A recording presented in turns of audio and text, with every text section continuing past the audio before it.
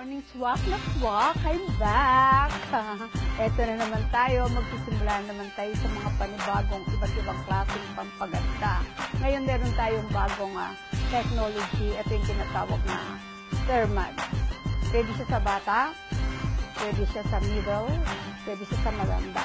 Kasi ano naman ito yan, non-invasive. Kumbaga, lahat ng mga topical lang, wala siyang surgery, ganun-ganun. Pero, ang nakakatuwa dito, pagkatapos mong gawin, para ka talagang nakaka-burn lang siya ng mga fats eh. Pero hindi siya nalilift. Ito, talagang nalilift siya. Pero kami kasama din siyang with matching RF din siguro kasi hindi naman malilip ang mukha mo kung hindi niya paliliit. So, kumbaga, mas mataas ang standard ng technology nito kaysa sa RF.